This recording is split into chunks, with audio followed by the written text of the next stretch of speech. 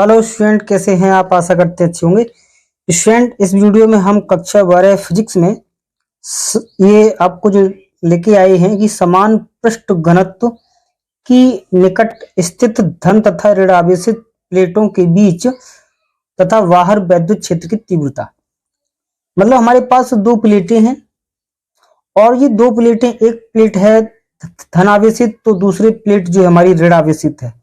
ठीक, तो इन प्लेटों के बीच में मतलब कहीं यहां पर और बाहर विद्युत क्षेत्र का जो मान होगा वो कितना होगा। मतलब हमसे दो जगह पूछ रहा है कि इन प्लेटों के बीच में कितना होगा विद्युत क्षेत्र और इनके बाहर कितना होगा, मतलब प्लेटों के बाहर। ठीक, तो उसके लिए हमें दो प्लेटें हैं। कैसे कि माना दो समतल प्लेटें ए व बी एक दूसरे के निकट एवं समांतर स्थित है। हमने यहाँ पर प्लेटें ले ली, ए प्लेट ले ली और एक बी प्लेट ले ली।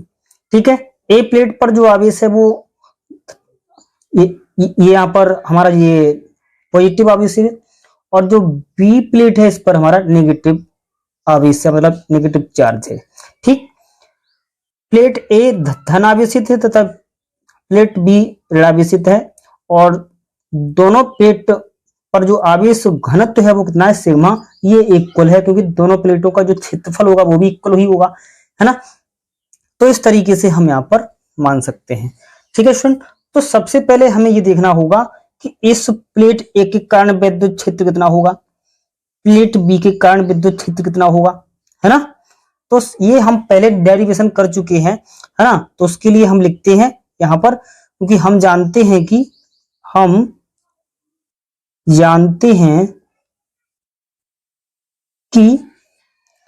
आवेशित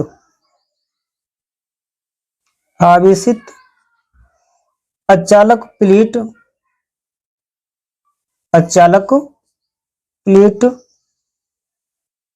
के किसी भी ओर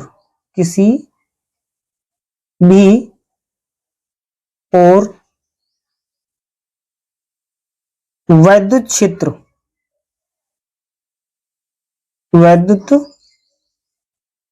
क्षेत्र की तीव्रता कितनी होती है स्टूडेंट, ये हम जानते हैं पहले से। ये होती है E बराबर सिग्मा अपॉन 2 एप्सिलॉन 0। ये होती है स्टूडेंट, इसे हम पहले वाले डेरिवेशन में सिद्ध कर चुके हैं। मतलब किसी एक अचालक आवेशित प्लेट है, उसके कारण किसी भी बिंदु पर, मतलब उसके निकट किसी भी बिंदु पर विद्युत क्षेत्र होता है वो E बराबर सिग्मा अपॉन 2 एप्सिलॉन नॉट होता है। ठीक है, तो ये निकल के आया। अब यहाँ पर हम लोग ये जानते हैं, अगर प्लेट ए धनावेशित है तो इसकी जो विद्युत क्षेत्र की तीव्रता होगी, सबसे पहले ये देखते हैं, है ना, कि प्लेट ए अगर धनावेशित है ये वाली, तो इसके कारण अब थोड़ी देर के लिए आप मान लो कि सर बी प्लेट नहीं है ना। यहाँ हमने मान लिया कि बी प्लेट नहीं है। अगर बी प्लेट नहीं है तो ए के कारण विद्युत क्षेत्र क्या होगा, इस प्लेट से मतलब इससे बाहर की ओर, मतलब इस साइड में होगा यहाँ पर, मतलब ई ए, इसकी दिशा ये होगी इस साइड में। और अगर प्लेट बी नहीं है तो ए के कारण इस ओर भी तो यही होगी, मतलब इस ओर भी यही होगी, इसकी दिशा ई ए इस साइड में होगी। ठीक है स्टूडेंट, और अगर ये प्लेट यहां नहीं है तो इस बिंदु पर अगर हम माने यहाँ पर, तो इस पर भी इसकी विद्युत क्षेत्र की तीव्रता कहाँ होगी, इस ओर होगी, मतलब ई ए इधर होगी। ठीक है स्टूडेंट, इसका मतलब है हमने यहाँ पर इस तरीके से इसको मान लो P1 क्षेत्र मान लें, है ना, और इसको मान लें हम P2 क्षेत्र मान लें थोड़ी देर के लिए, और इसको हम P3 क्षेत्र मान लें। इस तरीके से हमने अलग अलग मान लिया, ये P1 P2 P3, है ना। तो ये प्लेट ए के कारण हुआ विद्युत क्षेत्र। तो इसको हम कैसे ले सकते हैं, यहां पर ले सकते हैं कि माना प्लेट ए के कारण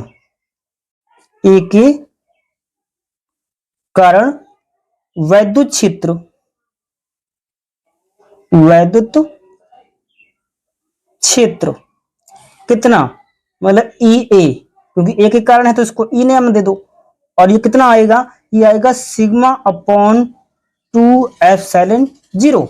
अब ये विद्युत क्षेत्र आया है स्टूडेंट, ये हमारा किस साइड में आया है, ये हमारा जो विद्युत क्षेत्र आया है स्टूडेंट, इस क्योंकि ये ए प्लेट है तो ए प्लेट से क्या, ए प्लेट से दूर है तो हम लिखेंगे प्लेट ए से दूर। ठीक है स्टूडेंट, ये प्लेट ए से क्या है, दूर होगा, है ना। ऐसे ही अब हम देखते हैं प्लेट बी के लिए। अब यहां आते हैं, चित्र पे आते हैं। ठीक है स्टूडेंट, जैसे कि यहाँ पर हमारी प्लेट बी, अब की बार हमने ये मान लिया कि हमारी ये प्लेट बी नहीं है। अगर बी प्लेट नहीं है, हम सॉरी ए प्लेट नहीं है, ठीक है, बी प्लेट है, ठीक। और बी प्लेट किस तरीके से है, ये हमारी ऋणावेशित प्लेट है। और हम जानते हैं अगर हमारी ऋणावेशित प्लेट है तो वैद्युत क्षेत्र की तीव्रता उस ऋणावेशित प्लेट के पृष्ठ की अंदर की ओर होगी, है ना, और इसकी ओर होगी, मतलब प्लेट की ओर होगी। तो अगर बी यहाँ P1 बिंदु पर देखा जाए तो इस ओर होगी, मतलब इसकी दिशा क्या होगी, ये होगी, मतलब EB। ठीक है, और यहां पर भी देखा जाए तो देखिए स्टूडेंट, इसकी ओर होगी, मतलब ये होगी EB, ये दिशा इस साइड में। ठीक है, अब इधर से अगर देखा जाए, है ना, इधर से देखा जाए तो इस बिंदु पर जो विद्युत क्षेत्र की तीव्रता होगी वो क्या होगी स्टूडेंट, इसकी ओर होगी, मतलब EB यहां होगी, EB। ठीक है स्टूडेंट, मेरे ख्याल से आज तक आपको समझ में आ गया होगा, क्योंकि अगर ये ऋणावेशित प्लेट है तो ऋणावेशित प्लेट पर क्या होगा, वैद्युत क्षेत्र उसकी ओर होगा, है ना। तो इस तरीके से हमने यहाँ पर इसकी दिशा, तो इसको हम कैसे लिखेंगे, यहाँ पर हम लिख लिया तथा प्लेट कौन सी की, बी के कारण, बी के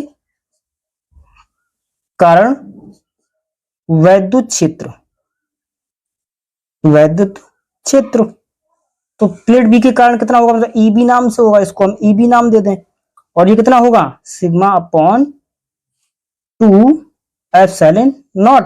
अब ये क्या होगा, प्लेट बी की ओर, यहां पर हम लिख देंगे ब्रैकेट में प्लेट बी की ओर होगा ये। ठीक है स्टूडेंट, इस तरीके से। अब स्टूडेंट हमने ये यहां पर अपने जो मान थे विद्युत क्षेत्र के वो लिख लिए। ठीक है, अब हम देखते हैं सबसे पहले प्लेटों के बीच में, है ना, यहां पर या प्लेटों के बाहर, देखो यहां हम चलो प्लेटों के पहले बीच में देख लेते हैं कैसे। प्लेटों के बीच में विद्युत क्षेत्र कितना होगा, है ना, मतलब परिणामी विद्युत क्षेत्र प्लेटों के बीच में, प्लेटों के बीच में परिणामी वैद्युत क्षेत्र, ये जो होगा स्टूडेंट तो वो होगा E बराबर, अब देखिए स्टूडेंट कितना होगा, पहले यहां देख लेते हैं, क्योंकि प्लेटों के बीच में विद्युत क्षेत्र की जो यहां पर जो मान है वो देखो एक ही ओर है, इसका मतलब है दोनों सदिश राशि यानी एक ही ओर है, इसका मतलब है ये दोनों जो है आपस में जुड़ जाएंगे, है ना। हम जानते हैं कि जब दो वेक्टर राशियां एक ही डायरेक्शन में होती है तो उनका क्या कर लेते हैं, हम योग कर लेते हैं, इसका मतलब EA प्लस EB के रूप में हो जाएगा, मतलब दोनों ये जुड़ जाएंगे। अब दोनों के यहां पर हम मान लिख देते हैं। EA का मान कितना है, यहां से देखिए EA का है सिग्मा अपॉन 2ε0, मतलब सिग्मा अपॉन 2ε0 प्लस EB भी इतना यानी सिग्मा अपॉन 2ε0, और इनको हम स्टूडेंट जोड़ेंगे क्योंकि एलसीएम हमारा सेम है, तो 2ε0 तो एलसीएम आ गया, ऊपर हमारा जुड़ जाएगा नहीं सिग्मा प्लस सिग्मा, और सिग्मा कितने जगह होगा सर, 2 जगह, मतलब 2 सिग्मा।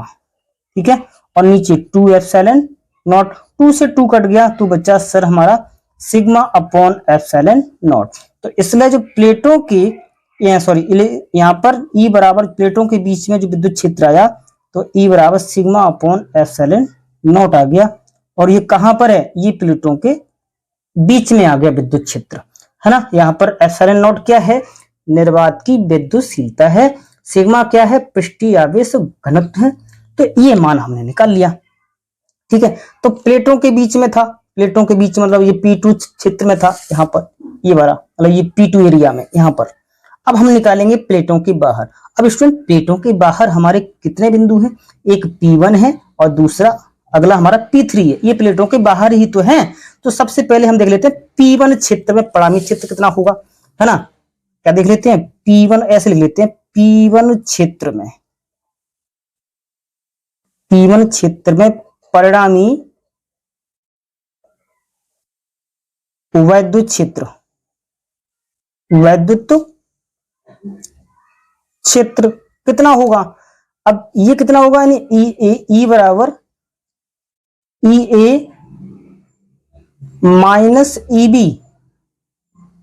ठीक है स्टूडेंट, अब ये माइनस यहाँ पर ये चिन्ह क्यों आया? अब जरा कुछ, अब हम आते फिर यहाँ पर चित्र में।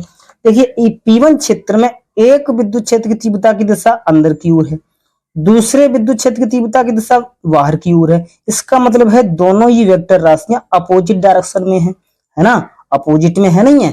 जब अपोजिट डायरेक्शन में है तो इसका मतलब है जब दो वेक्टर राशियां है ना एक ही बिंदु पर, देखिए क्या है यहाँ पर, समांतर और कैसी है, अपोजिट है। इसका मतलब है इन दोनों के बीच में एंगल कितना होगा, 180 अंश होगा। इसका मतलब है एक की दिशा जस्ट क्या होगी, विपरीत होगी।